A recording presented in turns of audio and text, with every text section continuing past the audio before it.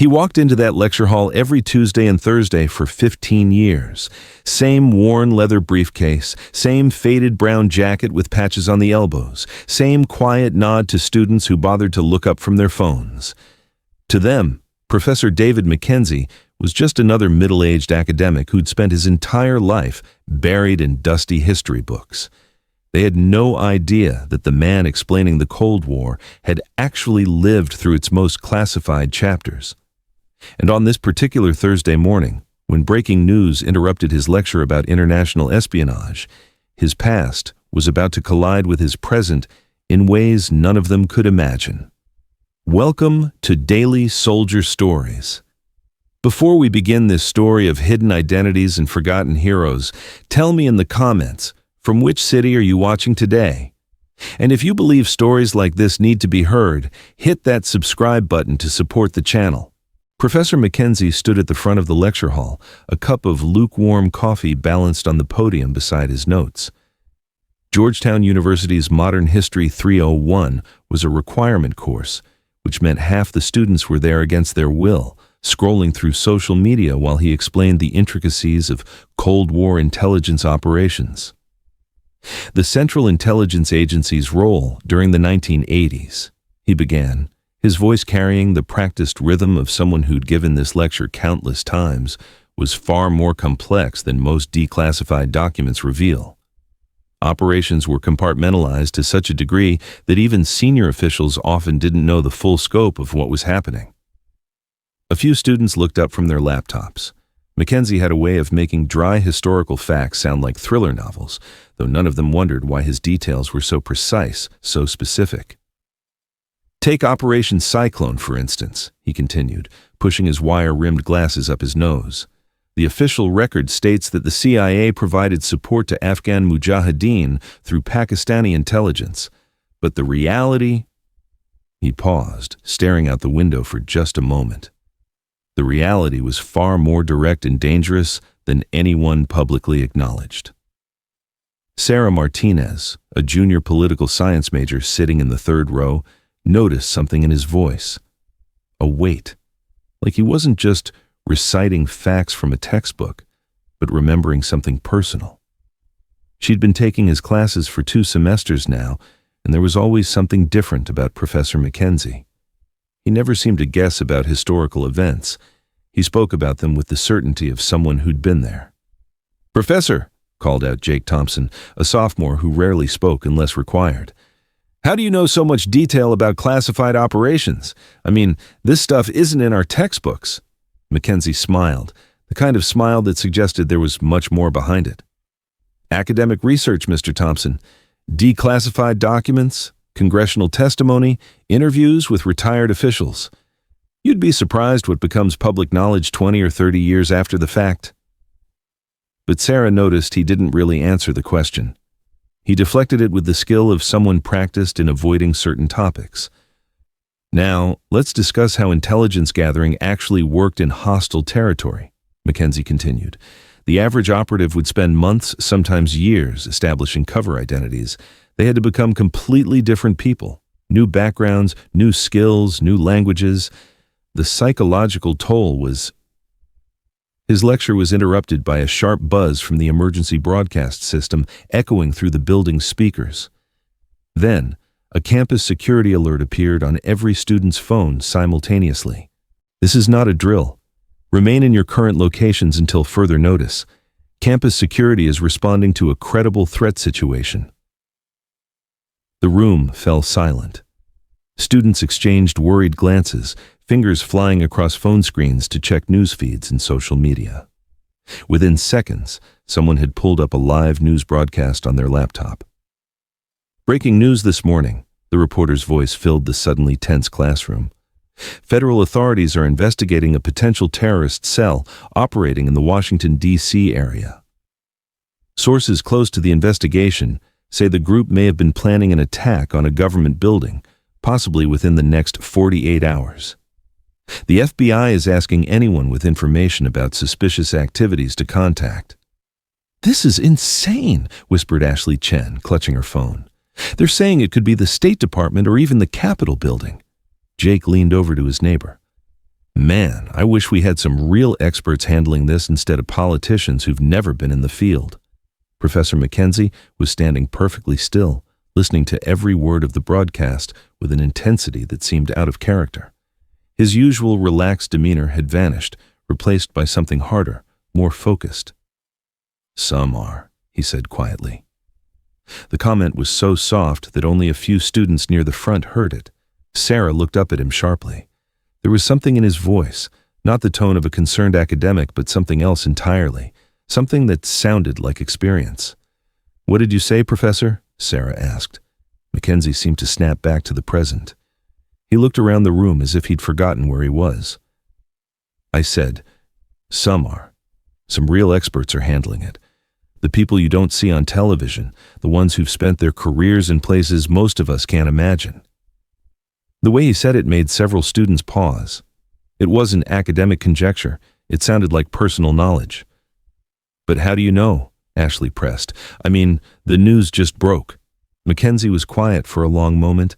Then he did something he'd never done in 15 years of teaching. He looked directly at the class and spoke with complete honesty. "Because some of us never really retire." The emergency alert was lifted 20 minutes later, but something in the classroom had fundamentally changed. Professor McKenzie's comment hung in the air like smoke after a gunshot. Impossible to ignore, impossible to understand. "What did you mean?" Sarah asked as students began packing up their things. The class period was technically over, but no one seemed eager to leave. "About some of us never really retiring?" McKenzie was organizing his papers with deliberate slowness, as if buying time to decide how much truth he could afford to reveal. "Ms. Martinez, have you ever wondered why someone with my apparent background in classified operations would choose to teach undergraduate history instead of working for a think tank or consulting firm?" She hadn't, but now that he mentioned it, it was a good question. Professor McKenzie clearly knew more about intelligence work than any normal academic should. His office was filled with books in languages she couldn't identify, maps of regions that weren't usually featured in standard curriculum, and photographs of places that looked far more exotic and dangerous than any university conference. "I guess I assumed you'd always been in academia," she admitted. "Most people do." He closed his briefcase with a soft click. "It's safer that way, for everyone." Jake, who had been eavesdropping from 2 rows back, finally spoke up. "Are you saying you used to work for the government?" McKenzie looked at him with the same expression Sarah had seen when students asked particularly naive questions about complex geopolitical situations. Patient, but with an underlying suggestion that they were missing something important. "Mr. Thompson, what do you think happens to intelligence operatives when they reach retirement age? Do you imagine they all move to Florida and take up golf?" I never really thought about it." "Some do, of course. Some go into private consulting, some write books, heavily edited books, and some—" He gestured around the lecture hall.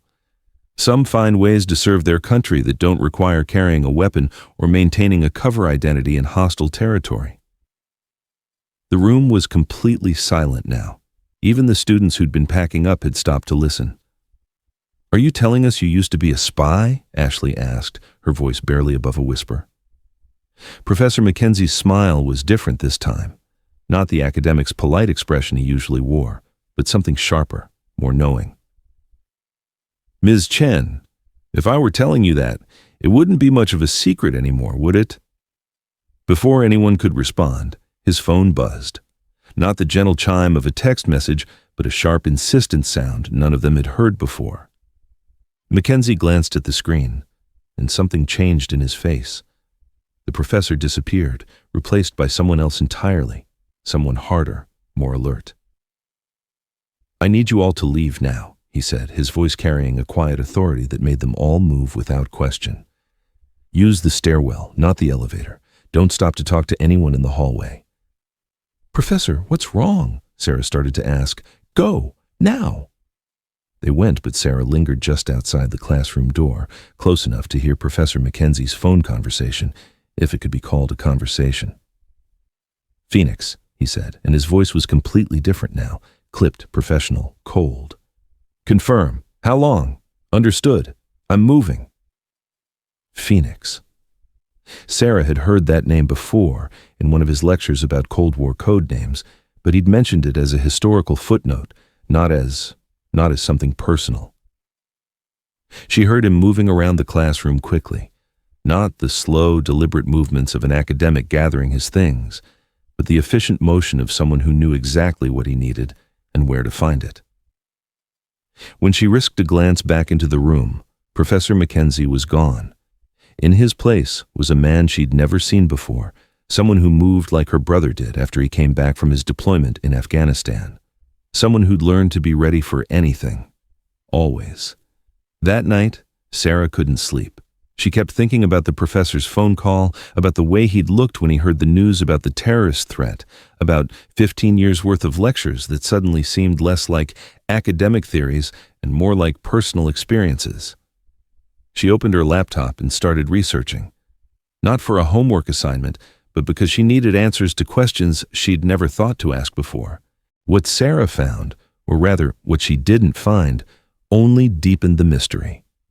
Professor David McKenzie had appeared at Georgetown University 15 years ago with impeccable credentials. A PhD in international relations from Columbia, published papers on Cold War intelligence operations, and references from academic institutions that checked out perfectly. But before that, nothing. No undergraduate records, no birth certificate that matched his social security number, no family history, no previous addresses, no trace of David McKenzie existing, before he walked into Georgetown's history department with his worn leather briefcase and quietly requested a teaching position. For someone who supposedly spent years in academic research, he had remarkably few digital footprints. No social media presence, no personal website, no interviews or conference presentations that she could find online. It was as if David McKenzie, the academic, had been created from nothing 15 years ago. But what really caught her attention were the small inconsistencies she'd never noticed before. His languages, for instance. During lectures, he occasionally slipped into what sounded like Arabic or Farsi when discussing Middle Eastern operations, pronouncing words with the fluency of a native speaker. When students asked about it, he'd claim he'd picked up a little during his research, but Sarah had taken language classes. You didn't develop that kind of accent from academic study. Then there were his scars, barely visible most of the time, hidden under his conservative academic wardrobe, but Sarah had noticed them. A thin line along his left temple that was usually covered by his hair. Marks on his hands that looked more like burns than ordinary accidents. And the way he moved. She'd seen it now that she was looking for it. He didn't walk like someone who'd spent his life in libraries. He moved like someone who'd learned to be aware of his surroundings, to watch exits, to position himself where he could see threats coming. The more she researched, the more convinced she became that Professor McKenzie wasn't who he claimed to be. But if he wasn't an academic, who was he? And why was he hiding in plain sight at a university? Her breakthrough came from an unexpected source, her uncle's military service records. Sarah's uncle had served in Army intelligence during the 1990s, and she'd heard family stories about classified operations that couldn't be discussed even decades later. She called him that weekend, hoping he might be able to shed some light on her professor's mysterious background. "Uncle Mike, I have a weird question about something from your Army days." "Sarah, you know I can't talk about most of that stuff." "I know, but have you ever heard the codename Phoenix from CIA operations in the 80s and 90s? The silence on the other end of the line stretched so long that Sarah thought the call had dropped. "Sarah, where did you hear that name?" "From my history professor. He mentioned it in a lecture about Cold War intelligence." Another long pause. "What's your professor's name?" "David McKenzie. He teaches at Georgetown." "Jesus Christ!" Her uncle's voice dropped to a whisper. "Sarah, listen to me very carefully. Phoenix isn't just a code name. It's a legend, a ghost story that intelligence people tell each other. If your professor knows that name well enough to mention it casually in a lecture, he's not a regular academic." "What do you mean?" Phoenix was supposedly the most effective deep-cover operative the CIA ever deployed, Multiple languages, multiple identities could disappear into any culture and become invisible. The story goes that Phoenix spent nearly 20 years in hostile territory, extracting assets, gathering intelligence, conducting operations that were so classified they were never written down. Not even logged. Sarah's heart was racing. What happened to him? Nobody knows. The official story is that Phoenix was killed in action sometime in the late 90s. But there were always rumors that he'd been burned, that his cover had been blown and the agency had to extract him. Some people said he was given a new identity and disappeared completely. And you think my professor might be... I think, her uncle said carefully, that if your professor knows enough about Phoenix to mention the name in an academic setting, you should be very, very careful about what questions you ask him. Sarah didn't heed her uncle's warning. She couldn't. The mystery had taken hold of her imagination completely, and she needed answers. The next Tuesday, she arrived at class early and waited until the other students had left before approaching Professor McKenzie's desk. "Professor, I have some questions about your lecture last week, about code names and operational security." He looked up from his papers with the same patient expression he always wore, but Sarah thought she detected something else underneath it. Wariness, maybe, or resignation. "What kind of questions, Ms. Martinez?" "I've been doing some research about intelligence operations from the 1980s and 90s. I came across references to someone called Phoenix." Professor McKenzie's pen stopped moving across the paper he'd been grading. For just a moment, his entire body went completely still. Then, he set the pen down very carefully and looked at her with eyes that were suddenly much older than she'd ever noticed before. "That's a dangerous name to be researching, Sarah." It was the first time he'd ever called her by her first name. The formality that had always existed between them, the careful distance between professor and student, had disappeared in an instant. Dangerous how? Because Phoenix was never meant to be found, not by historians, not by journalists, and certainly not by undergraduate students writing research papers. But you know who Phoenix was. It wasn't a question anymore. They both knew the answer. Professor McKenzie, or whoever he really was, stood up slowly and walked to his office door. He closed it quietly and turned back to face her. "What makes you think I know anything about Phoenix?" "Because when you talk about intelligence operations, you don't sound like someone who learned about them from books.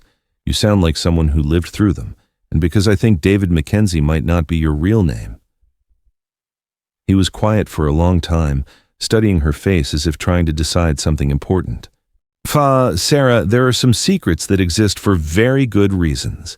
People in my former profession, we don't retire the way other people do. We disappear.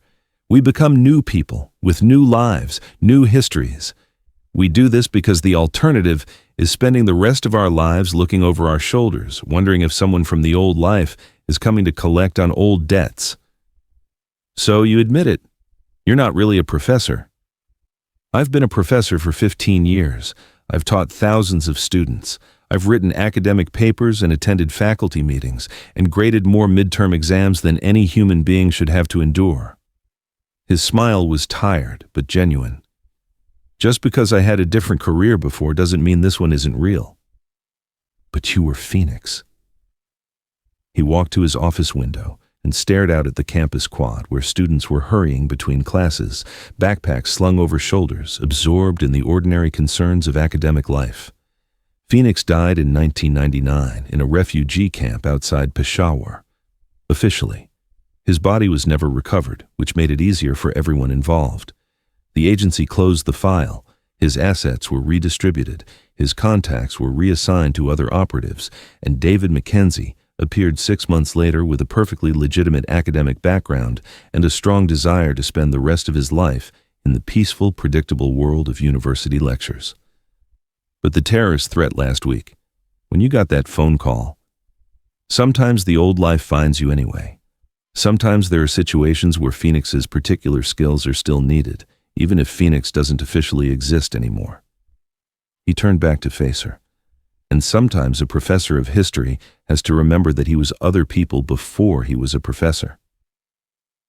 Sarah felt like she was standing at the edge of a cliff, looking down into depths she couldn't measure. What did you do before, when you were him? Things that helped keep this country safe. Things that can't be written in history books or discussed in academic conferences. Things that required becoming other people completely, speaking their languages, sharing their beliefs, earning their trust, and then he trailed off. And then doing what needed to be done to complete the mission. The weight of those words settled between them like a physical presence. Sarah realized she was looking at a man who had spent decades living lies so complete that they became truth, who had risked his life in ways she couldn't imagine, and who had then walked away from all of it to stand in front of college students and explain history that he had personally helped to create. Why are you telling me this? Because you figured it out anyway, and because... He sat back down at his desk, suddenly looking every one of his years, because Phoenix has been dead for over 20 years, and sometimes Professor McKenzie gets lonely carrying all those memories by himself. In the weeks that followed, Sarah found herself looking at Professor McKenzie with completely different eyes. Every lecture became a kind of performance art, a master of deception teaching the next generation about the very kind of work he used to do, without ever directly acknowledging his role in it. But now she could see the signs everywhere, the way he described surveillance techniques with the precision of someone who'd used them. His casual familiarity with weapon systems that were barely mentioned in their textbooks. The fact that he could explain the mindset of foreign operatives with an empathy that went beyond academic analysis. And sometimes, when he thought no one was looking, she caught glimpses of the man he used to be. A sudden alertness when unexpected sounds came from the hallway. The way his eyes automatically tracked people entering and leaving the classroom. The practiced casualness with which he positioned himself near exits. "It must be exhausting," she said one afternoon after class when they were alone in his office. "What must be exhausting? Being two different people, keeping track of which one you're supposed to be." Professor McKenzie leaned back in his chair and considered the question seriously. "You know, Sarah, I thought it would be. When I first became David McKenzie, I expected to feel like I was constantly acting, constantly pretending to be someone I wasn't. But the strange thing is, after 15 years, I'm not sure which identity is the real one anymore." He gestured around his office, with its shelves full of academic books and student papers waiting to be graded. This life, this person, Professor McKenzie isn't a disguise. He's real. He cares about his students. He believes in the importance of understanding history. He gets genuinely excited about a well-researched paper or a thoughtful question in class. Phoenix was the professional, the operative who could become anyone he needed to be. But David McKenzie is who I chose to be when I finally got to choose. Do you miss it? The other life? Sometimes. There is a clarity to it that academic life doesn't have. When you're deep cover in hostile territory, your mission is crystal clear. Gather intelligence, maintain your cover, complete the objective, survive. Success and failure are measured in concrete terms. He picked up a student paper from his desk and smiled ruefully. Grading essays on Cold War containment policy doesn't offer quite the same level of clear-cut purpose. But it's safer. Safer, yes, but also, he paused, choosing his words carefully. Also more honest in its way. When I was Phoenix, I lied for a living. I became other people so completely that sometimes I forgot who I really was underneath all the identities. Here, in this classroom, I get to tell the truth. Not the whole truth, obviously, but more truth than I was able to tell for 20 years. Sarah was quiet for a moment, processing the implications of what he was saying. "Professor, can I ask you something personal?" "You can ask, I may not answer." "Do you ever wonder if the students you taught, if any of them might end up doing what you used to do?" His expression grew serious. "Sarah, that's not a hypothetical question, is it?" She met his eyes directly. "I've been thinking about changing my major, maybe looking into graduate programs in international relations, maybe considering government service." "No." The word came out with more force than she had expected, not the measured response of a professor, but the sharp authority of someone accustomed to making life and death decisions. "No?" Just like that? Sarah, you have no idea what that life costs. The things you have to do, the things you have to become. I spent 2 decades being other people, and when it was over, I had to learn how to be myself again. I had to create a new identity just to remember who I really was. But someone has to do that work. Yes, someone does. But not you. Not if I can help it. The protectiveness in his voice surprised them both. Professor McKenzie, or Phoenix, or whoever he really was, had spent 15 years maintaining careful professional distance from his students. But somewhere in their conversations, that distance had collapsed. You sound like you care what happens to me. I do care. That's the problem with this job, Sarah. You start caring about people, and caring makes you vulnerable. It makes you hesitate at moments when hesitation can get you killed. It makes you second-guess decisions that have to be made with absolute certainty. He stood up and walked to his window again, a gesture she'd come to recognize as his way of buying time to think. Do you know why I really retired? Why Phoenix really had to die? Your cover was blown? No, my cover was perfect. I could have stayed in the field for another decade if I'd wanted to. But I made a mistake, Sarah. I started caring more about the people I was supposed to be protecting than I did about completing my missions. And in that line of work, caring is a luxury you can't afford. What happened? There was a young woman, about your age. She was part of a family that was helping us track weapons shipments through their region. Smart, brave, reminded me of the kind of person I might have become if I'd chosen a different path. He was quiet for so long that Sarah thought he might not continue. She trusted me, completely. She believed that I was who I pretended to be, that I cared about her family's safety as much as I cared about the mission. And when the situation deteriorated, when I had to choose between maintaining my cover and protecting her, you chose the mission. I chose the mission, because that's what Phoenix was trained to do. But David McKenzie has spent every day since then wondering if there was another way, a better way, a way that didn't require sacrificing good people for strategic objectives. Sarah felt something cold settle in her stomach. What happened to her? She died, not directly because of my choice, but the chain of events that led to her death started with my decision to prioritize the mission over her safety. The office fell silent except for the distant sounds of campus life filtering through the window. Students laughing, cars passing, the ordinary noise of a world where most people never had to make the kind of choices that Professor McKenzie was describing. Is that why you became a teacher? To try to make up for what happened? Partly. But also because I realized that the most important intelligence work isn't always done in hostile territory with false identities and hidden weapons. Sometimes it's done in classrooms, helping the next generation understand how the world really works, so maybe they can make better choices than we did. And you think teaching me about history will keep me from wanting to be part of making it?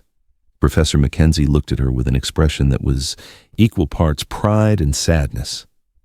Sarah, you're exactly the kind of person the intelligence community recruits. You're smart, curious, fearless, and you have a natural instinct for seeing patterns that other people miss. That's why I'm trying so hard to talk you out of it. Because I'd be good at it? Because you'd be too good at it, and because I've seen what that life does to people who care as much as you do. Their conversation was interrupted by a knock on Professor McKenzie's office door. Not the casual tap of a student dropping by, but the firm, official knock that Sarah had learned to recognize during her weeks of researching intelligence operations.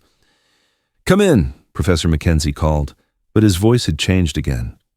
The academic was gone, replaced by someone more alert, more ready.